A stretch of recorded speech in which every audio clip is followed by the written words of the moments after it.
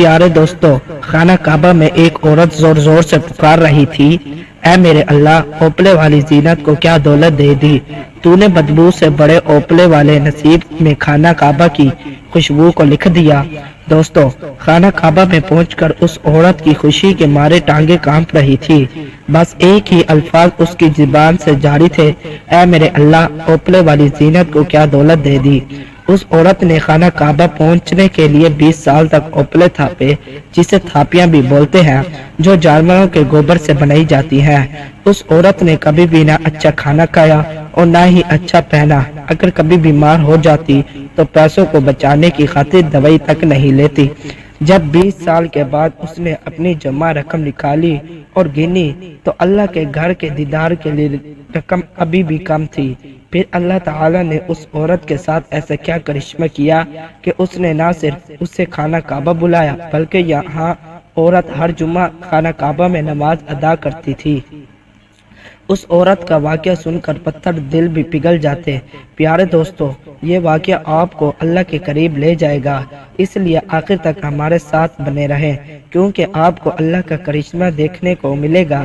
دوستو، مائی زینت کو لوگ تانے دیتے، کوئی کہتا تیرے ہاتھوں سے بدبو آتی ہے، کوئی کہتا اتنا پیسہ جوڑ کے کیا کرے گی، کوئی اچھے کپڑے ہی خرید لے، کوئی کہتا تیرے ان کپڑوں سے بدبو آتی ہے۔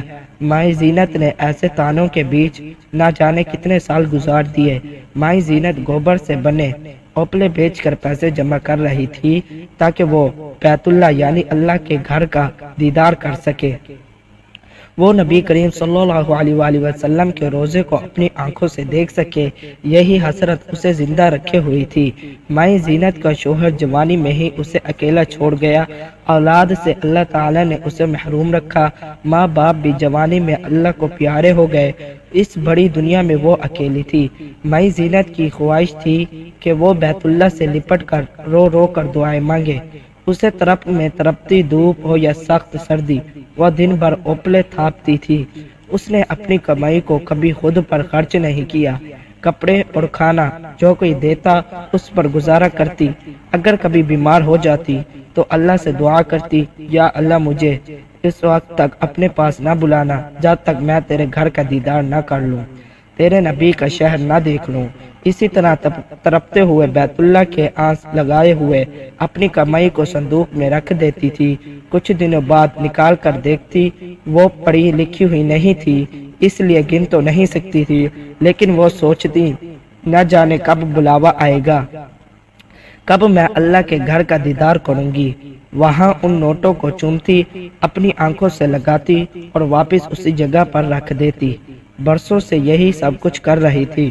پھر ایک دن اس نے سوچا، اب لگتا ہے عمرے کی رقم پوری ہو چکی ہے، کل میرا پڑوسی وسیم آئے گا اور اس رقم کو گن دے گا، اس سے کہوں گی کہ وہ مجھے اللہ کے گھر بھجوا دے۔ وہ رات بھر جاگتی رہی، نیند کوسوں دور تھی۔ صبح ہوتے ہی وہ اپنے ٹوٹے ہوئے مکان کے باہر پہنچی اور آواز دینے لگی، وسیم، آج مزدوری پر جانے سے پہلے میری بات سن کر جانا۔ اتنے میں وسیم کی آواز آئی، کیا ہوا مائی زینت؟ وہ کہنے لگی، بیٹا یہاں آؤ پھر بتاتی ہوں۔ یہ کہہ کر وہ اپنی جھونپڑی میں چلی گئی۔ اس نے ساری کمائی نکالی اور ایک چادر پر ڈال دی۔ سب سے بڑا نوٹ 100 کا تھا، اس کے بعد 50 کے کئی نوٹ تھے، اس کے بعد 20 اور 10 کا نوٹ اور پھر 5 کے سکے چادر پر بکھرے پڑے تھے۔ تھوڑی دیر بعد وسیم آیا، نوٹوں کو دیکھ کر بولا، مائی زینت یہ کیا ہے؟ مائی زینت نے کہا، بیٹا یہ تیری ماں ہی زینت کی عمر بھر کی کمائی ہے۔ جب سے تیرا چاچا اللہ کو پیارا ہوا تب سے میں نے اوپلے تھاپے۔ بیٹا کبھی 20 روپے کا کام ملا، کبھی 10 کا کام ملا اور کبھی 50 کا کام ملا۔ میں نے ان پیسوں کو کبھی بھی خرچ نہیں کیا۔ میں اللہ کے گھر جانا چاہتی ہوں، برسوں سے جو میں نے جوڑا ہے وہ یہی ہے، بس بیٹے تو اسے گن اور مجھے اللہ کے گھر بھیج دے۔ بیٹا پھر اللہ چاہے تو مجھے وہاں ایک سانس بھی نہ دے۔ یہ کہتے ہوئے ماہ زینت کی آنکھوں سے بے قابو آنسو بہنے لگے۔ وسیم زمین پر بیٹھ کر رقم کو گننے لگا۔ اس نے سارے پیسے گنے اور حساب لگایا، رقم کل 850 بنی۔ وسیم بولا، مائی زینت یہ رقم تو بہت تھوڑی ہے، میرا سیٹ ابھی پچھلے ہفتے عمرہ کرنے گیا تھا، تو اس کے پاس 8,000 روپے لگے۔ مائی زینت ابھی تمہارے عمرے کے لیے اور رقم جمع کرنی ہوگی۔ مائی زینت کا تو جیسے کسی نے کلیجہ نکال لیا ہو، وہ سوچنے لگی کہ اب میں اللہ کے گھر کیسے جاؤں گی۔ اس نے روتے ہوئے وسیم سے کہا، بیٹا اب تو جا، میرا رب مجھے اپنے گھر میں بلائے گا۔ مائی زینت بنا کچھ کھائے کام پر نکل گئی۔ اندر ہی اندر دیکھ اسے کھائے جا رہا تھا، وہ 20 سال سے یہ رقم جمع کر رہی تھی۔ وہاں روتے ہوئے اوپلے بنانے لگی اور اللہ سے شکوہ کرنے لگی، یا اللہ میں ہر صورت تیرے گھر دیکھنا چاہتی ہوں، میں نے تجھ سے کبھی کچھ نہیں مانگا، صرف ایک ہی سوال کیا ہے، یا اللہ اس غریب کو تو ایک ہی آرزو ہے، اس آرزو کو پورا کر دے۔ شام کو جب وہ گھر آئی تو اسے بازی یاد آئی جس کے گھر میں وہاں کام کرتی تھی۔ مائی زینت نے شادی کے کچھ سمے بعد اس کے گھر میں کام کیا تھا، پھر شوہر کے منع کرنے کے بعد اس نے وہ کام چھوڑ دیا۔ اس کا شوہر کہتا تھا جب تک میں زندہ ہوں تو کسی کے گھر کام نہیں کرے گی۔ زینت نے دل میں توبہ کر لیا کہ میں اس بازی سے ملنے جاؤں گی۔ اگلے دن وہ خوب اچھی طرح نہائی، اسے راشن کے ساتھ جو سوٹ ملا تھا اس نے وہ نکال کر پہن لیا۔ برسوں بعد اس نے شیشے کی طرف دیکھا، وہ کہنے سے عمر رسیدہ نہیں لگ رہی تھی۔ اس نے اپنی ساری خواہش ایک خواہش کے پیچھے چھوڑ دی۔ زینت نے ساری رقم نکالی، ایک کپڑے میں باندھ دی، چادر لی اور بازی مریم کے گھر کی طرف چل پڑی۔ دوستو جب زینت بازی مریم کے گھر پہنچی تو بازی نے اسے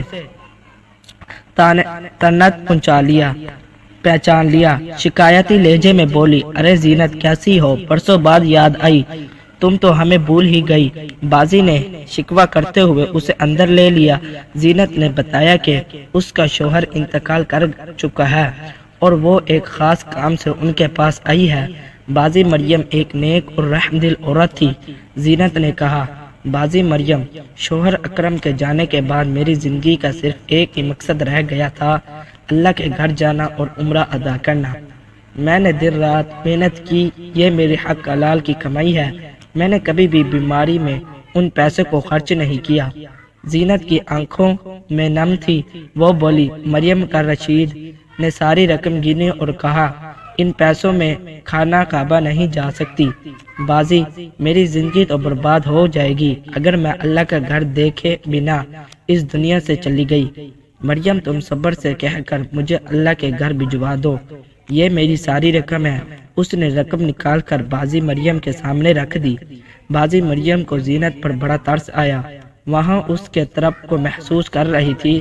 اس نے زینت سے کہا، میں صابر سے بات کر کے کل بتاتی ہوں۔ اس رات زینت گھر لوٹی، کبھی اٹھتی کبھی لیٹتی، کبھی اپنی جھوپڑی کا پردہ اٹھا کر صبح دیکھنے لگتی۔ آخر اس نے وضو کیا، صندوق سے ایک نئی جانماز نکالی اور اللہ سے دعا کرنے لگی۔ زینت کو لمبی چوڑی دعا تو نہیں آتی تھی، لیکن اس کی سادگی اور سچائی اس کی دعائیں میں جھلک رہتی تھی۔ وہ سجدے میں گر پڑی، روتے روتے اس کی ہچکیاں بند ہو گئی۔ زینت اللہ سے کہنے لگی، یا اللہ میں تیرے گھر کے لیے 20 سال سے تڑپ رہی ہوں، میرے پاس تیری رحمت کے سوا کچھ نہیں، میں نے اتنے سالوں سے جو رقم جمع کی وہ بھی کم پڑ گئی، میں تجھے سے آنس لگا کر بیٹھی ہوں، ساری دنیا مجھے چھوڑ سکتی ہے لیکن میں یہ کیسے یقین کر لوں کہ تو مجھے چھوڑ سکتا ہے۔ یا اللہ میری اولاد ہی خواہش ہے، میں نے کبھی تجھ سے محل مانگے نہیں، اولاد مانگی نہیں، جب بھی کچھ مانگا تو بس تیرے گھر کا دیدار مانگا۔ دوستوں زینت کی باتوں نے اللہ کے عرش کو بھی ہلا دیا، روتے روتے کب اس کی آنکھ لگ گئی اسے پتہ ہی نہیں چلا۔ صبح جب مرغ بانگ دینے لگا تو اس کی آنکھ کھلی، اس نے وضو کیا اور قرآن پاک پڑھنے لگی۔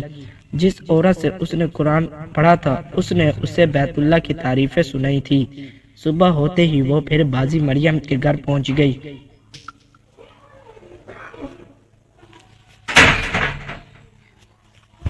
مجھے خوشخبری سناؤ، بازی مریم نے کہا، دیکھو زینت، اللہ جب کسی کو صبر کا پھل دیتا ہے تو اسے وہاں سے نوازتا ہے جہاں سے کسی کا وہم اور گمان بھی نہیں ہوتا۔